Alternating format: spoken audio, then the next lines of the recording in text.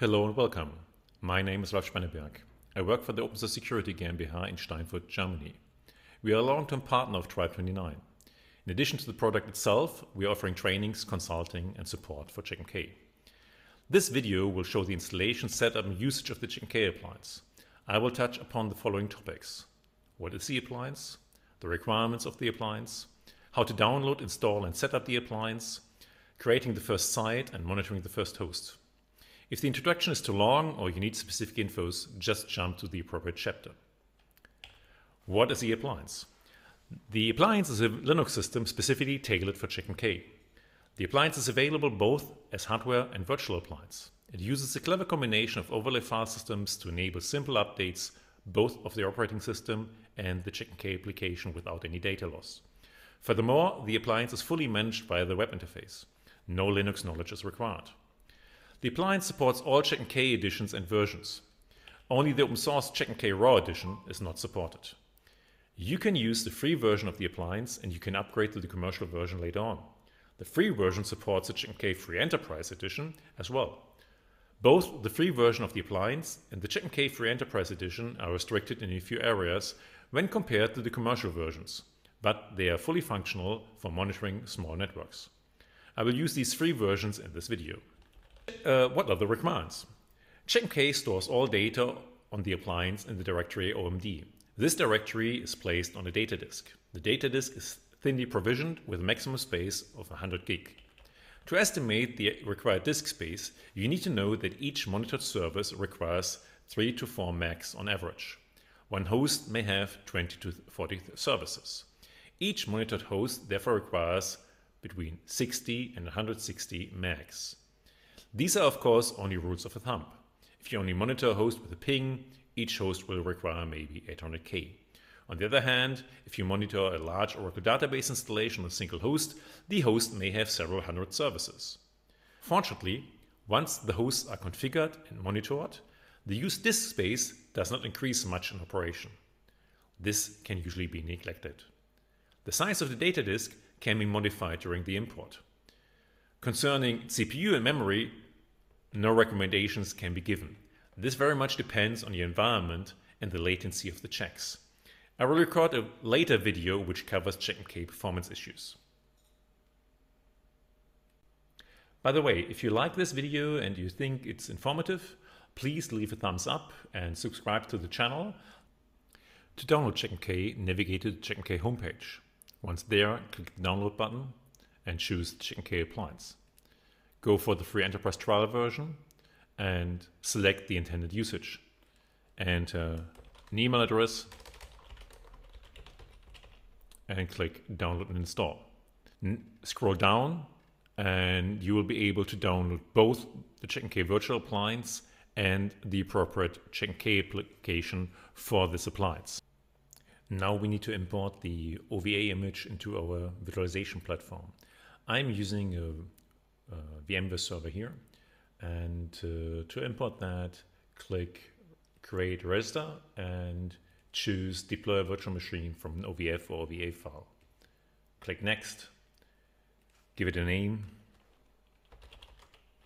and choose the files to install.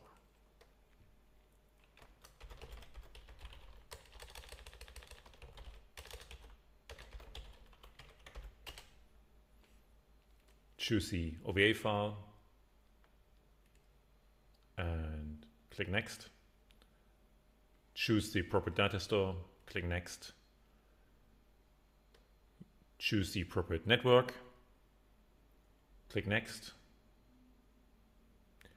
And then you can import the VM.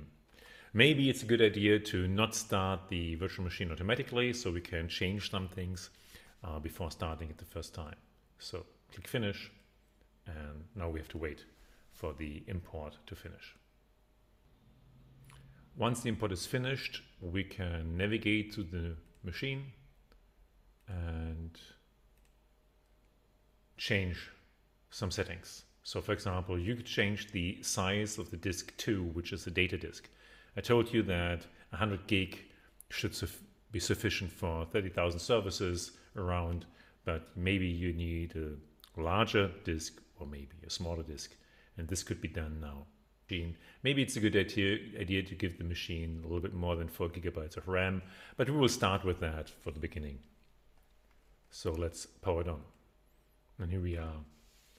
And we've booted the virtual machine for the first time. The first thing we have to do is we have to choose a language for the console interface and the web configuration interface, and I will stay with English. Now the system has found an unpartitioned data disk, and this needs to be configured first. So later changes in size are not that easy. If you want to change the size of the data disk, do it before booting the virtual machine the first time. So we just confirm that we want to erase the volume and that it should be partitioned. And this might take now a couple of seconds or minutes. It depends on the size of the data disk and on the speed of the underlying disks used in your virtualization. It's done. Now it boots the first time and the virtual appliance is up and running. We now have to do a couple of configuration steps on the console so that we can reach the virtual machine later on. And to access the configuration menu on the console, we have to press F1. Here we can change the network configuration. So we have to supply an IP address first so that we can access the web interface later on. Let me choose an IP address here. We have to specify the network mask. Please use not CIDR notation, but the classic style 255, 255, 255.0, for example, for a Class C network, and the default gateway. And we have to specify a device password as well. The device password is used to protect the console later and to protect the web configuration interface as well. We're told here that the password needs to obey some password policies. So we need to have at least an uppercase, a lowercase letter, and one number.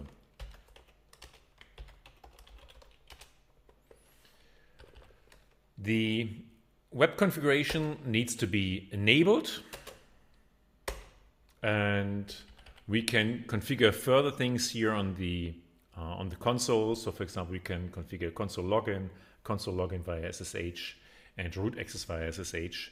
Although root access via SSH is not possible in the free appliance version. So it's only available in the commercial version. So let's go back, and here we are on the default console interface on the virtual appliance.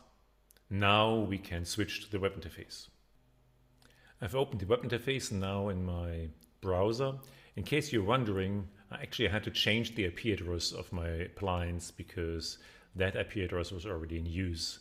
So oops, I had a duplicate IP address in my network, and now I changed it to 122 at the end. So in case you're wondering why this IP address is different from the IP address I just entered in the last dialog, that's the reason. So let's enter the appliance password. And oh, wrong password. And there we are. We're logged into the web interface of the appliance. Now here we can change a couple of things. Things you want to look at first is properly the time zone. Choose the correct time zone for your system. I'm located in Europe, so let me choose Europe, Berlin. This makes sure that all timestamps are displayed in my local time zone. We might want to change the host and the domain name, which is especially important if we want to enable SSL later on, because then the certificate has to match the host and domain name, of course. Otherwise, it won't work. So Let's change the domain. You might want to add DNS servers. You might get away with the public DNS servers from Google or Quad9 if you want to use those. And of course, you can use your own DNS servers as well. You might want to enable time synchronization so that the local times, the time that is used by the system is actually the correct time. I won't do that here. And you might want to configure outgoing emails as well so that the system can forward emails. So let's enter relay host. If this relay host requires some form of authentication or requires SSL, you can enable that as well, of course, so that the communication with your relay host is secured.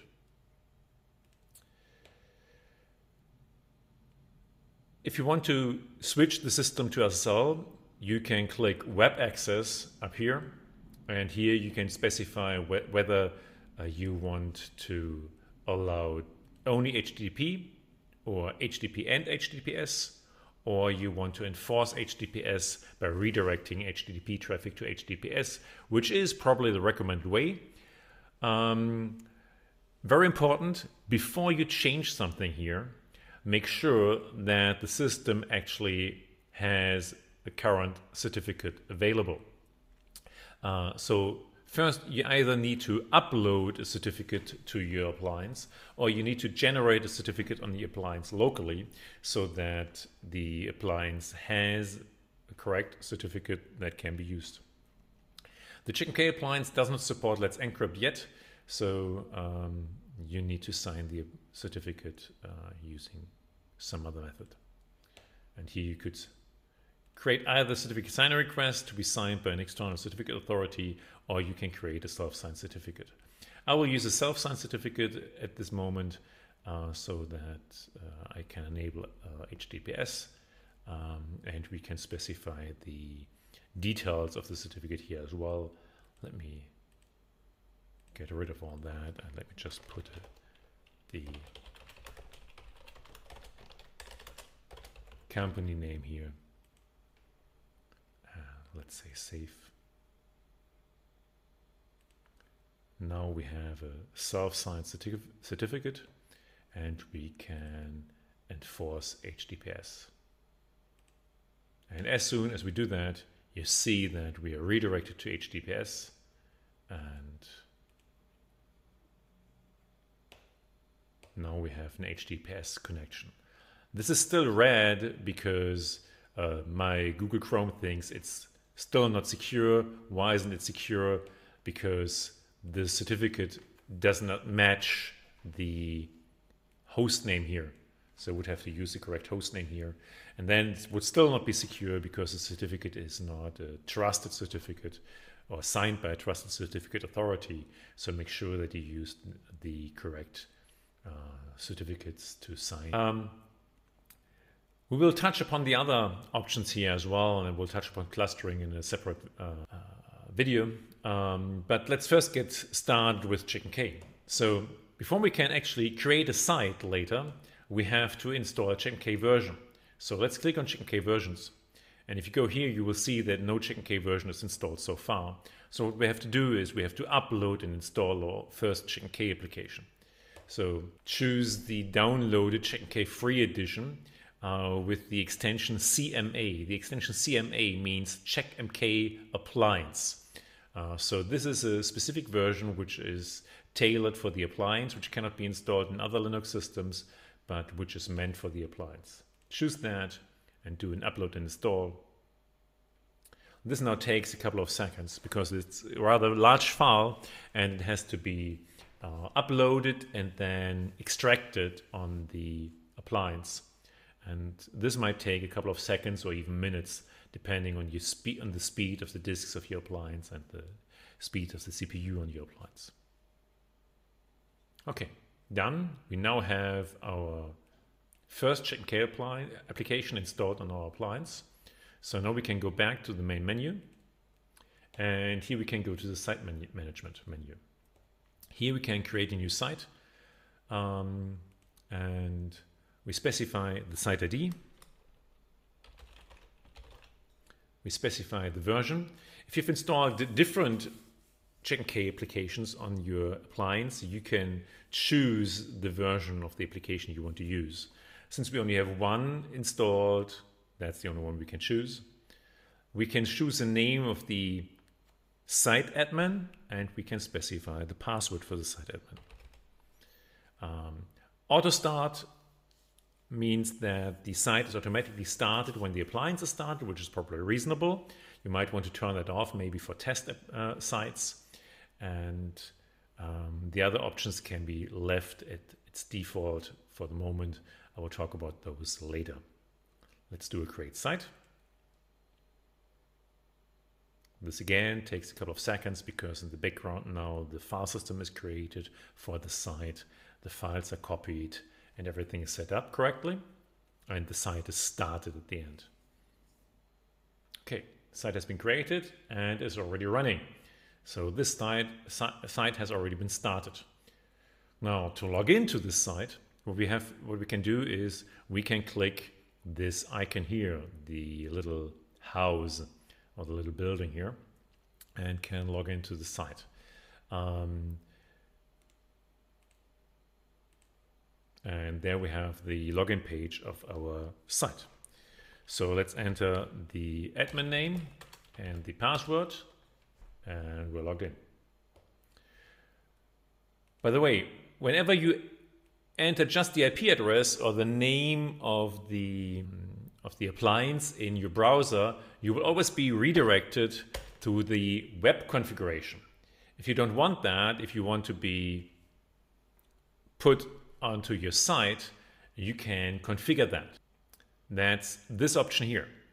HTTP access without URL brings you to web configuration or a specific site. So now whenever you enter something without this URL or any other URL, you will be directed to your first site. Let's save that. This is probably what you want to do. Now, once we're logged into our first site, what we can do now is we can add our first host. To add the first host, there are several tutorials already available on the internet, but I want to show you now the first few steps, and I will go into more detail on other videos as well later on.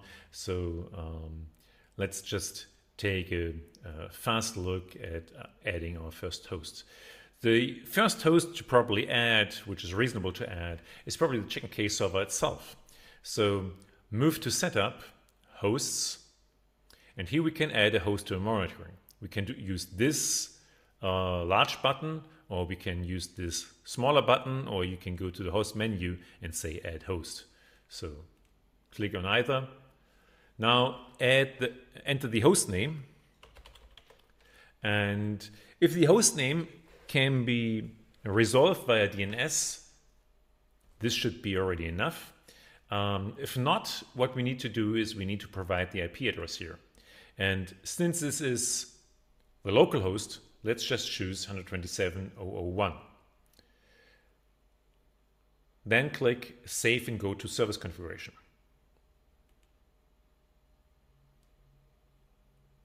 The discovery runs, takes a couple of seconds, and we will be presented with the available services on that host. As you can see, we are monitoring CPU, file systems, logs, and we are monitoring, Checkmk is monitoring itself. So Checkmk is monitoring the site itself, the site performance, the site notification spooler, the Apache web server of the site. So this is actually reasonable to add as a first host, because we want to know whether our Checkmk server is actually running as we accept or as we expect it to be running. Now click Accept All. Once we've accepted all services, sometimes additional services can pop up later. Why? Some services need not just one run of the discovery, but 2 runs of the discovery to happen. So this is not unusual. It might happen. Click again, accept all. Now we have 5 changes which haven't been committed yet. As long as these changes have not been committed, our monitoring core, which is actually responsible for the monitoring, does not know about them. So we're still not monitoring a single host. So click on these changes and activate them. Once we've activated them, we will be monitoring our first host and the available services. Again, if you go to this page immediately after you added a host, some services might still be in the pending state. This is expected and normal. These services again need several runs of the monitoring core to be initialized. Let's just wait for a few seconds, and then these services probably will be green as well, or will display a different state at least. And then, as you can see, the services are green. So that's it. That's it for today. Thank you very much. I hope you found this video informative. And as already mentioned in between, if you liked the video, please leave a thumbs up and a subscription of the channel, because this pretty much helps this channel and this video and will promote this video to other users as well. So thank you very much, and see you next time in our next video. If you have further questions, if you would like to order commercial support, or if you are interested in other options, please feel free to contact us. We are available via the email address shown on the screen now, so please don't hesitate, and have a nice day. Bye-bye.